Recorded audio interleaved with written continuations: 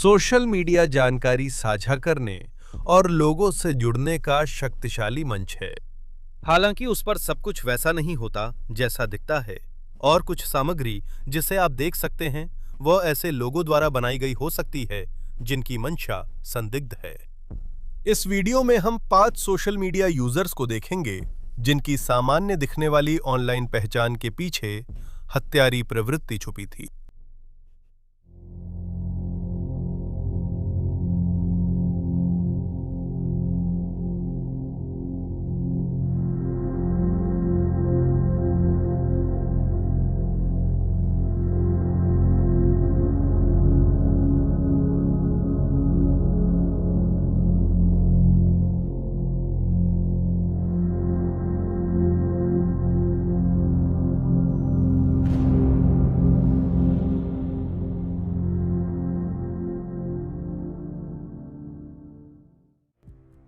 वोटसैक्स 07। Stephen मैकुलो, जिन्हें वोटसैक्सन 7 भी कहा जाता है, यूट्यूब पर उन्होंने मुख्य रूप से विज्ञान कथा सीरीज डॉक्टर हू से संबंधित विभिन्न विषयों को कवर करने वाली सामग्री अपलोड की, साथ ही अन्य साइंस फिक्शन फ्रेंचाइजी के मर्चेंडाइज के बारे में भी। उनका चैनल सफल रहा, जिसमें 40,000 से अधिक सब्सक्राइबर जुड़े। मैकुलो एक आम इंसान थे जिन्हें डॉक्टर हू से जुड़ी हर चीज का जुनून था। वो खिलौनों और अन्य साइंस फिक्शन सामान के समीक्षक के रूप में भी काफी सम्मानित थे। वोटसैक्सन 7 उनका दूसरा चैनल था। जब उनके मूल चैनल पर यूट्यूब के साथ कॉपीराइट और फेयर यूज को लेकर विवाद हो गया था। हर वीडियो की शुरुआत में मैकल्फ हेलो दर्शकों कहकर और रिव्यू किए जा रहे सामान का नाम लेकर फैंस का स्वागत करते थे। फिर वे खिलौने या कलेक्टिबल्स का परिचय देकर उसके फायदे नुकसान विस्तार से बताते थे। उनकी लाइट सेबर समीक्षा देखिए। ये पूरी तरह से हिल्ट में वापस नहीं जाता। क्यों? 2022 में भी ये अब तक क्यों है? खैर, पिछले कुछ वर्षों में जारी किए गए कई अन्य सेबर खिलौनों की तरह इसमें कोई रिलीज बटन नहीं है। आप बस अपनी कलाई झटकते हैं और ये बाहर निकल आता है।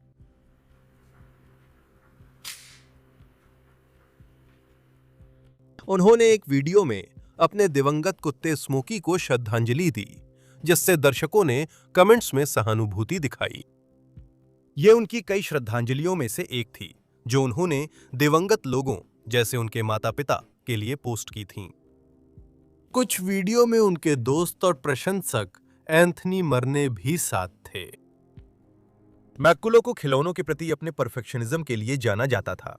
वह अक्सर इस बात पर जोर देते थे कि खिलौने टीवी शो या फिल्म में दिखाए गए प्रॉप्स की तरह बिल्कुल दिखने चाहिए, और जिन एक्शन फिगर्स में ज्यादा डिटेल और मूवमेंट होती थी वे उन्हें अक्सर बहुत पसंद आते थे।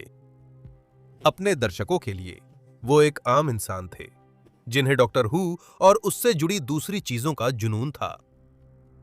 हालांकि मैकुलो का एक और भी गहरा पक्ष था। 18 दिसंबर 2022 की रात को मैकुलो ने grand theft auto vice city खेलते हुए अपनी 6 घंटे की रिकॉर्ड की गई फुटेज प्रसारित की। उसने इसका नाम violent nights Christmas live gaming stream रखा। उसने कहा कि यह लाइव है, लेकिन कोई संकेत नहीं था कि यह लाइव नहीं था। मैकुलोफ ने बार बार कहा कि दर्शकों से इंटरैक्ट करने से उनका कंप्यूटर क्रैश हो सकता है।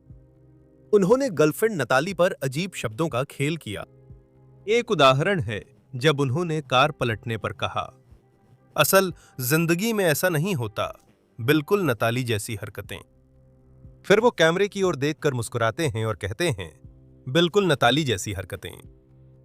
देखिए, ईबी ईबी ईडी ईबी ई। हाँ, यही है भौतिकी। यही असली दुनिया में होता। बिल्कुल सही, 100%। Absolutely. हालांकि असलियत में वो एक लाइव स्ट्रीम नहीं थी। ये बहाना था कि उसने अपनी गर्लफ्रेंड नताली मैकनैली, जो उसके बच्चे से 15 हफ्ते की गर्भवती थी, को मार डाला।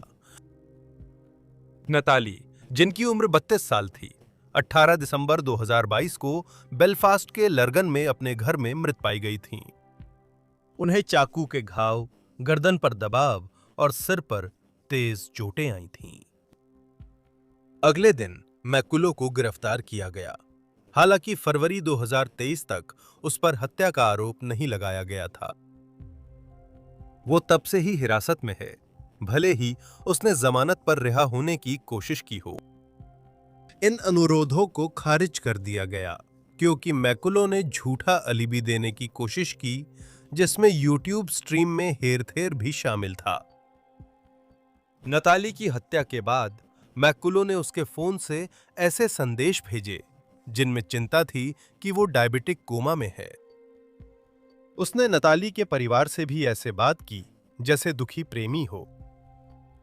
आगे की जांच में पता चला कि मैकुलो की ब्राउजिंग हिस्ट्री में ऐसे सर्च थे जैसे क्या गोली मारकर फांसी दी जाती है और सिर में गोली लगना ज्यादा दर्दनाक है या दिल में। उसका हत्या का मुकदमा 6 मई 2025 को शुरू होने वाला है। तब तक वो 2 साल से ज्यादा समय से जेल में रहेगा। इस लेखन के समय वोट सेक्शन 7 अभी भी यूट्यूब पर है। जेक डेविसन। शुक्रवार 13 तारीख 2021 को लगभग सुबह 10:30 बजे यूट्यूब अकाउंट प्रोफेसर वॉफल को सस्पेंड कर दिया गया था। उस साल जून में ही बनाया गया यह अकाउंट 22 वर्षीय जेक डेविसन का था। शुरुआत में कंटेंट काफी सामान्य लग रहा था, जिसमें जेक को वर्कआउट करते और अपनी फिटनेस के लक्ष्यों के बारे में बात करते हुए दिखाया गया था। वर्कआउट वीडियो के अलावा उसने ऐसे व्लॉग्स भी पोस्ट किए जो धीरे धीरे डार्क और आत्मदया से भरे हुए थे, जिनमें वो खुद की तुलना टर्मिनेटर से करता था। यह उसका अकाउंट सस्पेंड होने से पहले अपलोड किया आखिरी वीडियो था। देखिए। पॉइंट 9, जहाँ ऐसा लगता है मैं कोशिश ही क्यों करूं, मतलब किस लिए, समझ लो। मैं अभी भी उसी घर में हूँ, वही स्थिति है, वही हालत है, फिर भी सब कुछ अब भी वैसा ही है। अधिकतर समय ये बस मैं ही हूँ जो दुनिया से लड़ रहा हूँ। ये बस मैं ही हूँ जो अपनी पीठ पे बड़ा सा पत्थर लेके चढ़ाई चढ़ रहा हूँ, समझ रहे हो। जबकि मैं देख रहा हूँ कि जिन्हें इसका आधा भी हक नहीं है, वो लोग तो बिना किसी मेहनत के ऊपर जा रहे हैं। टर्मिनेटर फिल्मों की कहानी यही है कि सब कुछ तुम्हारे खिलाफ है और इंसानियत के पास कोई उम्मीद नहीं बची है। हम विलुप्ति के कगार पर हैं। ये मशीनें अजय हैं, मारने वाली मशीनें जिन्हें हराया नहीं जा सकता और ना ही चालाकी से मात दी जा सकती है। फिर भी इंसानियत आखिरी दम तक लड़ती है। मुझे पता है ये फिल्म है, लेकिन कभी कभी अच्छा लगता है सोचना कि मैं भी कोई टर्मिनेटर हूँ। इसके बावजूद आप जानते हैं, मेरा मतलब है आप समझ रहे हैं। सिस्टम लगभग फेल होने पर भी ये मिशन पूरा करने की कोशिश करता है। स्पष्ट है, जैक एक परेशान युवक है, लेकिन उस वीडियो को देखने वाला कोई भी व्यक्ति ये नहीं सोच सकता था कि आगे क्या होने वाला है। 12 अगस्त 2021 को डेविसन का अपनी मां मैक्सीन के साथ शारीरिक झगड़ा हुआ, जिसमें उसने कथित तौर पर उनकी गर्दन पकड़ ली और उन्हें उनके घर के बेडरूम से बाहर जाने से रोक दिया। ये घटना प्लायमाउथ के कीहम इलाके के बिडिक ड्राइव पर हुई थी। मैक्सीन डर के कारण बहन को फोन किया, जिन्होंने पुलिस को बुलाया। कुछ ही देर बाद जेक ने अपनी मां पर गोली चला दी और उन्हें एक कानूनी रूप से लाइसेंसी पंप एक्शन शॉटगन से मार डाला। इसके बाद वो घर से बाहर निकला और प्लायमाउथ की सड़कों पर घूमते हुए एक 3 साल की बच्ची और उसके पिता को मार डाला। इसके बाद उसने पड़ोसी के घर की खिड़की से गोली चलाई, जिससे 53 वर्षीय महिला और उसके 33 वर्षीय बेटे घायल हो गए। वह आगे बढ़ा और पास के पार्क में 59 साल के व्यक्ति की गोली मारकर हत्या कर दी। जेक फिर रॉयल नेवी एवेन्यू से होते हुए हेंडरसन प्लेस गया, जहां शाम 6:13 बजे उसने एक हेयर ड्रेसर की दुकान के बाहर 66 साल की एक महिला को गोली मारकर गंभीर रूप से घायल कर दिया। इस समय उसने एक राहगीर से शांतिपूर्वक कहा, चिंता मत करो दोस्त। वह आगे चलता रहा और एक पार्किंग गैराज क्षेत्र में गया जहां उसने आम लोगों को मौखिक रूप से धमकी दी। वो बिना गोली चलाए चला गया। थोड़ी ही देर बाद जैसे ही पुलिस पहुंची, जैक ने खुद पर ही बंदूक तान ली। हत्याकांड के बाद ये सवाल उठे कि एक मानसिक रूप से बीमार व्यक्ति को कानूनी रूप से हथियार रखने की अनुमति कैसे दी गई। जब ये सामने आया कि बचपन से ही जैक को ऑटिज्म और ADHD का निदान हुआ था और वो एक विशेष आवश्यकता वाले बच्चों के स्कूल में पढ़ता था। अधिकारियों को उसकी मानसिक स्वास्थ्य समस्याएं पता थीं, फिर भी 2018 में उसे शॉटगन लाइसेंस दिया गया। हमले के आरोपों के बाद 2020 में उसका लाइसेंस हटा, लेकिन हिंसा से 1 महीने पहले लौटा दिया गया। सारे संकेत थे, सिर्फ उसके YouTube वीडियो ही नहीं, बल्कि रेडिट पोस्ट में भी, जहां उसने मां के प्रति नाराजगी जताई थी, जो उसे इलाज के लिए मनाती थीं। जेक इन सेल सामग्री सब्सक्राइब करता था और गन कम्युनिटी में भी सक्रिय था। फायरिंग के बाद जेक के सभी सोशल मीडिया अकाउंट्स बंद कर दिए गए। जज जूरी ने सभी पीड़ितों की हत्या को गैरकानूनी हत्या करार दिया। इस भयानक त्रासदी से प्रभावित परिवारों के प्रति हमारी संवेदनाएं हैं। नसीम नजाफी अकदम।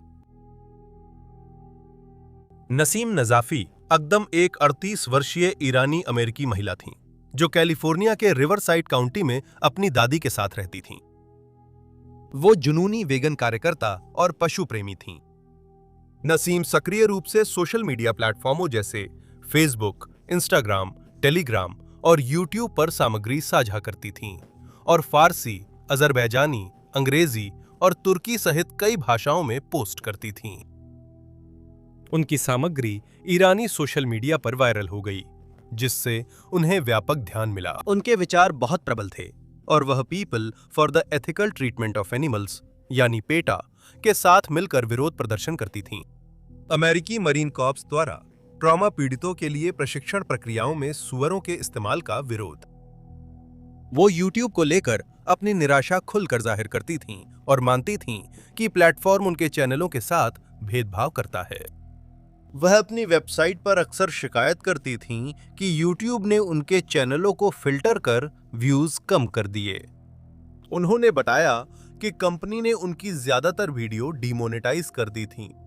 उनके यूट्यूब चैनल पर कई तरह की सामग्री थी, जिसमें अनोखे वर्कआउट वीडियो क्लिप्स, पशु उत्पीड़न के खिलाफ ग्राफिक वीडियो और वीगन कुकिंग ट्यूटोरियल्स शामिल थे। वो ऐसी ही वीडियो पोस्ट करती थीं। सोशल मीडिया अकाउंट्स डीएक्टिवेट होने से ये वीडियो न्यूज़ चैनलों से हट गई हैं। और अगर आप जाके मेरी वीडियो देखें तो आप देखेंगे कि मेरी नई वीडियो पर मुश्किल से ही व्यूज़ आते हैं और मेरी पुरानी वीडियो जिन पर पहले बहुत व्यूज़ आते थे, अब उन पर भी व्यूज़ आना बंद हो गया है। मुझे फ़िल्टर किया जा रहा है, इसलिए यूट्यूब पर ग्रो करना आपके हाथ में नहीं है। ये इस पर निर्भर करता है कि चैनल कौन कंट्रोल करता है। अगर वो या वो आपके वीडियो पसंद करता है तो वो आपके वीडियो को व्यूज़ मिलने देगा, वरना। परिवार उसकी निराशाओं से वाकिफ था और 31 मार्च 2018 को पुलिस में उसकी गुमशुदगी दर्ज कराई। उन्होंने अधिकारियों को बताया कि उसे यूट्यूब से बहुत नकारात्मक भावनाएं थीं और वह कंपनी के दफ्तर जा सकती है, इसकी चिंता थी। उनकी चिंताएं वाजिब थीं। यूट्यूब से नाराज होकर उसने बदला लेने की योजना बनाई और अधिकारियों को सूचना मिलने से पहले ही 9 मिलीमीटर स्मिथ एंड वेसन सेमी ऑटोमेटिक पिस्तौल खरीद और रजिस्टर कर ली।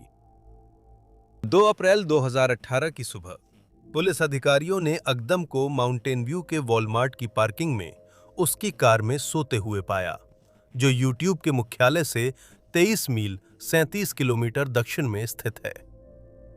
अधिकारियों ने उसे खतरे के रूप में नहीं देखा और ये साफ नहीं है कि वे अकदम के पिता की चिंताओं से वाकिफ थे या नहीं। अगले दिन लगभग 12:46 बजे दोपहर को कैलिफोर्निया के सैन ब्रूनो में यूट्यूब के मुख्यालय में गोलीबारी हुई। शूटर की पहचान जल्दी ही नसीम नजाफी अकदम के रूप में हो गई। वो बाहरी पार्किंग गराज से अंदर आई, एक बाहरी पटियों की ओर बढ़ी और स्मिथ एंड वेसन 9 मिमी सेमी ऑटोमेटिक पिस्टल से गोली चलाना शुरू कर दिया। अकदम ने 3 लोगों को घायल कर दिया, जिनमें से एक की हालत गंभीर थी। इसके बाद उसने उसी हथियार से खुद की जान ले ली। ये त्रासदी उन सभी लोगों के लिए एक चेतावनी बन गई जो सोशल मीडिया से मुनाफा कमाने की कोशिश कर रहे हैं।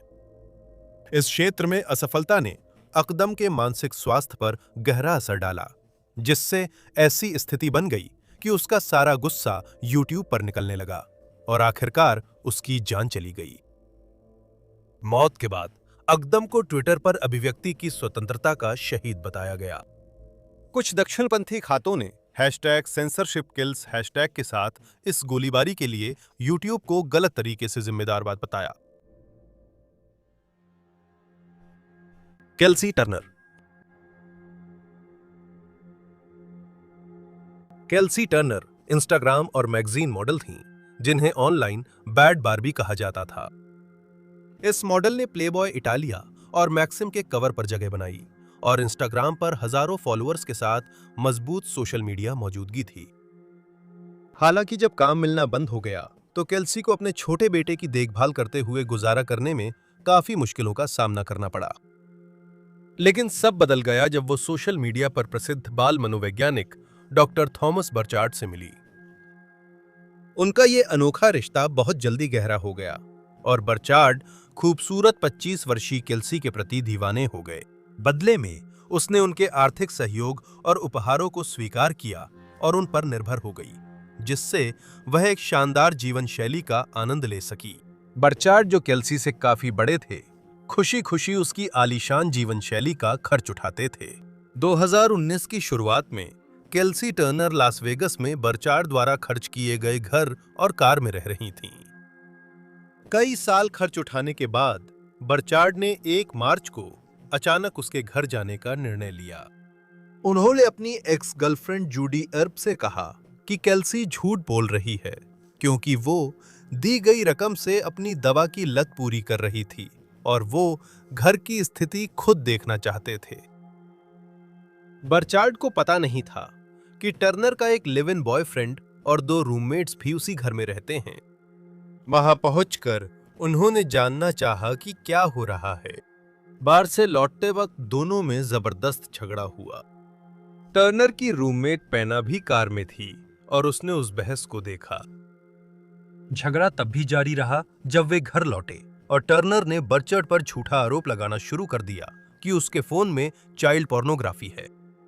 बर्चार्ड एक बेडरूम में चला गया और टर्नर का बॉयफ्रेंड जॉन केनिसन उसके पीछे गया और उसने बर्चार्ड को बेसबॉल बैट से मारना शुरू कर दिया, जिससे उसे गंभीर चोटें आईं। इसके बाद उन्होंने डरे हुए डॉक्टर को कार में डाल दिया और पेना को आदेश दिया कि वह उस बेडरूम की सफाई करे जहां बर्चार्ड को पीटा गया था। केनिसन ने टर्नर के कहने पर बर्चार्ड को आग्नेयास्त्र से मार डाला। उन्होंने लाश कार की डिक्की में छोड़ी और वाहन वहीं छोड़कर चले गए। बर्ट्रेंड के घर न लौटने पर जूडी एर्ब ने गुमशुदगी रिपोर्ट कराई। कुछ दिनों बाद लास वेगस के बाहर एक रेगिस्तानी सड़क पर छोड़ी गई कार मिली और बर्ट्रेंड की लाश बरामद हुई। टर्नर, हेनिसन और पेन्या हत्या के बाद कैलिफोर्निया भाग गए थे, लेकिन आखिरकार पेन्या ने उन्हें मना लिया कि वो लास वेगस वापस लौट जाएं, जहां उसने खुद को पुलिस के हवाले कर दिया। जुलाई 2022 में हेनिसन ने द्वितीय श्रेणी की हत्या और साजिश का दोष कबूल कर लिया। उसे 18 से 45 साल की जेल की सजा सुनाई गई। पेना ने टर्नर के खिलाफ सबूत दिए और अपराध में सहयोगी होने का दोष कबूल किया। मुकदमे का इंतजार करते हुए टर्नर ने बच्चे को जन्म दिया।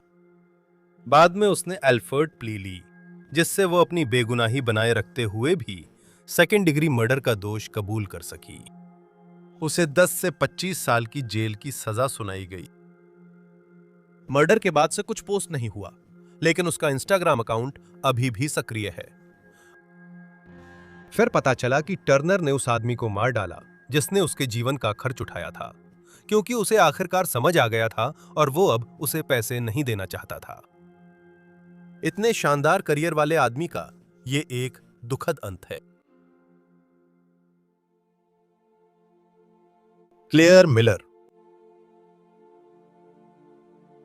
क्लेयर मिलर के टिकटॉक पर अच्छी फॉलोइंग थी, जहां वह लिप सिंकिंग और स्किट्स में माहिर थीं। जो लोग उसके काम को देखते थे, उनके लिए वो बस एक और लड़की थी जो सोशल मीडिया से कमाई करने का सपना देख रही थी। और फरवरी 2021 तक 14 साल की क्लेयर ने लगभग 22,000 लोगों की एक प्रभावशाली फॉलोइंग बना ली थी। अधिकांश वीडियो में मिलर उदास पॉप गानों पर लिप सिंक या कमरे में नाचते दिखे, और ये बेगुनाह थे। दूसरे वीडियो में उसके पिता को मजाकिया चेहरे बनाते, गिटार बजाते और कैमरे को नोटिस करते दिखाया गया। हालांकि ऑफलाइन उसकी जिंदगी बिल्कुल अलग थी। क्लेयर ईस्टर्न पेंसिल्वेनिया के लैंकेस्टर काउंटी डे स्कूल में पढ़ती थी, जो एक निजी स्कूल था जहां उसकी बहन हेलेन भी पढ़ती थी। दोनों लड़कियों की परवरिश प्यार करने वाले माता पिता ने की थी। हालांकि हेलेन को जन्म से सेरेब्रल पाल्सी थी और उसे अपने माता पिता के बहुत ज्यादा ध्यान की जरूरत थी। आप उसे उस वीडियो में देख सकते हैं जो हमने अभी चलाया था। क्लेयर अक्सर अपनी बहन की देखभाल में परिवार का साथ देती थी, लेकिन किसी को नहीं पता था कि क्लेयर अपनी बहन से नाराज थी और अक्सर अपने कमरे में शांति से टिकटॉक पर वीडियो पोस्ट करती थी।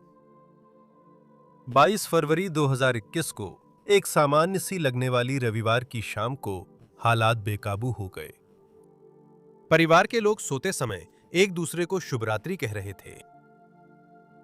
यह स्पष्ट नहीं कि क्लेयर ने आगे की घटना की योजना बनाई थी या अचानक फैसला लिया। सोमवार 22 फरवरी 2021 को लगभग रात 1 बजे क्लेयर रसोई से चाकू लेकर चुपके से हेलन के कमरे में गई, जहां उसकी बहन गहरी नींद में सो रही थी। इसके बाद क्लेयर ने हेलन की गर्दन पर कई बार चाकू मारा और उसके चेहरे पर तकिया रख दिया। कुछ ही मिनट बाद क्लेयर ने 911 पर कॉल की और मैनहाइम टाउनशिप के आपातकालीन ऑपरेटर को बताया कि उसने अपनी बहन को मार डाला है। पुलिस 5 मिनट के भीतर क्लेटन रोड के 1500 वाले ब्लॉक पर पहुंच गई और मिलर को बाहर इंतजार करते हुए पाया। मैंने अपनी बहन को चाकू मारा, उसने कहा। अधिकारियों ने पहले सोचा कि मिलर किसी पारिवारिक हादसे के कारण सदमे में है, लेकिन उसकी हालत देखकर वे हैरान रह गए। क्लेयर के पजामे पर खून था और पास की लाल बर्फ से दिखता था कि उसने हाथ साफ करने की कोशिश की थी। क्लेयर ने अधिकारियों को बताया कि उसकी बहन मृत है, तो पुलिस घर में गई। दुर्भाग्यवश मार्क और मैरी मिलर को बेटी की हत्या का पता तब चला जब पुलिस ने उनके घर छापा मारा।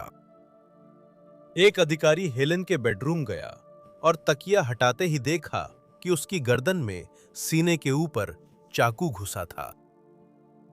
पुलिस ने हेलन को बचाने की कोशिश की, लेकिन दुर्भाग्यवश तब तक बहुत देर हो चुकी थी और सुबह 4:13 बजे उसे मृत घोषित कर दिया गया। क्लेयर को हिरासत में ले लिया गया और उस पर आपराधिक हत्या का आरोप लगाया गया।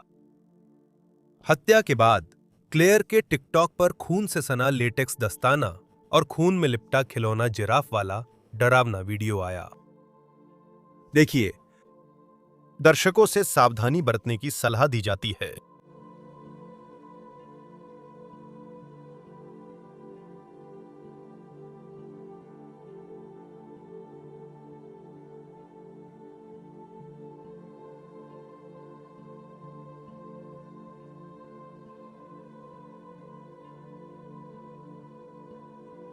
अपलोड के बाद मिलर के गिरफ्तार होने से उसके फॉलोअर्स बढ़ गए और उसकी टिकटॉक पेज हटा दी गई।